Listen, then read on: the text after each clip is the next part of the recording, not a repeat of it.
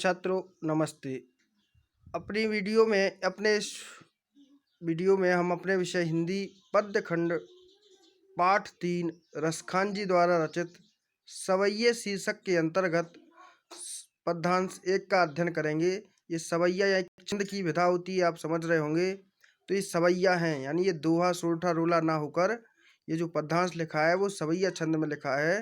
तो सवैये पाठ का ही नाम सवैये रख दिया गया है। इसका अध्ययन करेंगे। तो पद्यांश 1 है।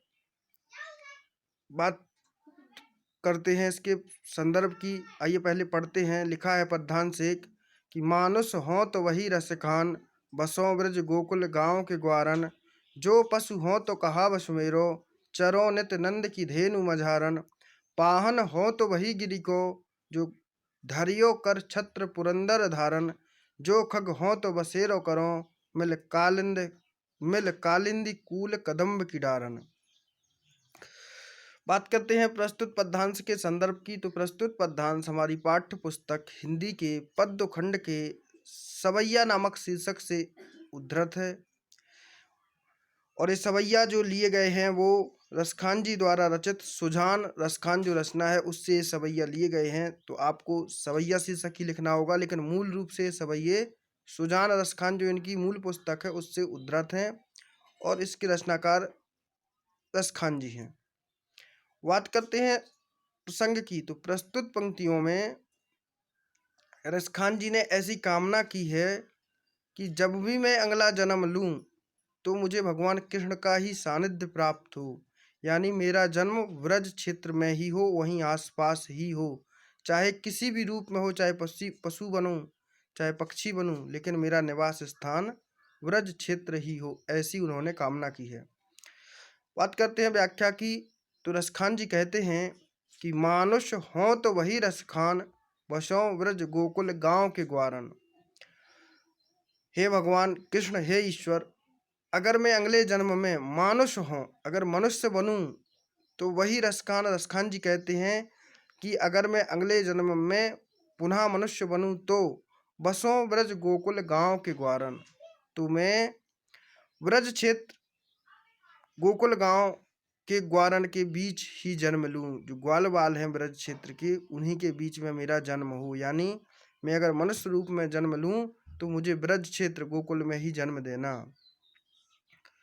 अगली पंक्ति में कहते हैं कि जो पशु हो तो कहा वसुमेरो। हे ईश्वर, अगर मैं आपकी कृपा से पशु बना तो कहा वसुमेरो, उस पर तो मेरा कोई बस नहीं है कि मैं पशु बनूंगा या मनुष्य।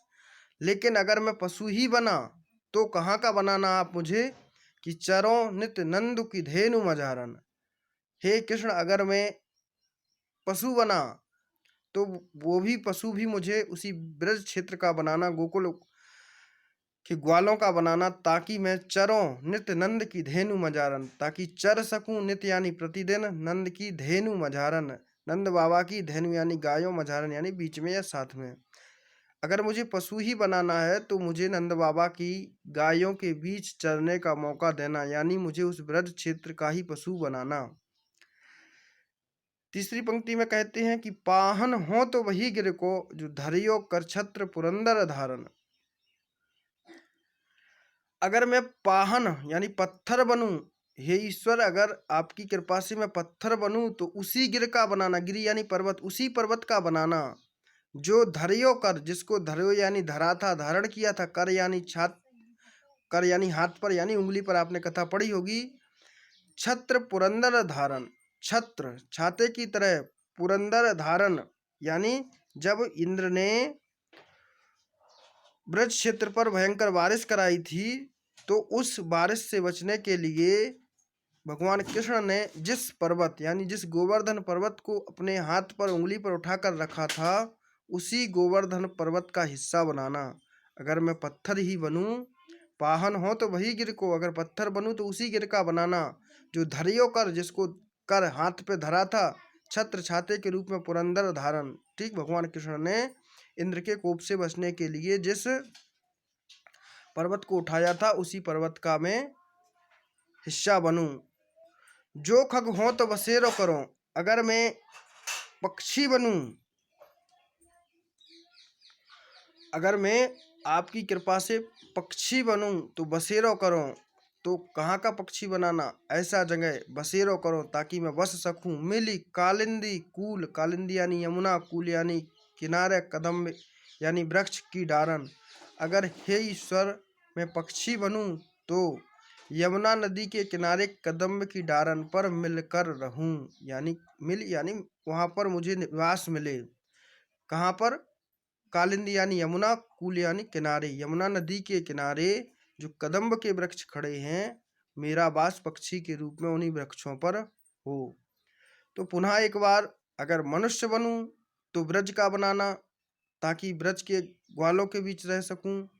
अगर पशु बनूं तो भी ब्रज क्षेत्र का ही बनाना और नंद बाबा की गायों के बीच चर सकूं। अगर पत्थर ही बनाना है आपको तो पत्थर ही बनाइए, लेकिन उस पर्वत का जिसको भगवान कृष्ण ने अपने हाथ पर धारण किया था। और अगर पक्षी बनाओगे तो भी मुझे वहीं निवास देना। कहाँ? यमुना नदी के तट पर कदम्ब के वृक्षों पर मैं वास करूं, मेरा बसेरा उन कदम्ब के वृक्षों पर हो। ऐसी कामना भगवान कृष्ण से या ईश्वर से रसखान जी इस पद्यांश के माध्यम से कर रहे हैं। अपेक्षा करते हैं आपको ये व्याख्या समझ आई होगी। बात करते हैं काव्य सौंदर्य की। तो भाषा व्रज है, शैली मुक्तक है, गुण प्रसाद है, रस भक्ति एवं शांत है, छंद सवैया है, अलंकार अनुप्रास अलंकार है। तो छात्रों ये पद्यांश एक था, आप इसको जीवन परिचय के बाद लिखेंगे और गृह कार्य के रूप में भेजेंगे। धन्यवाद।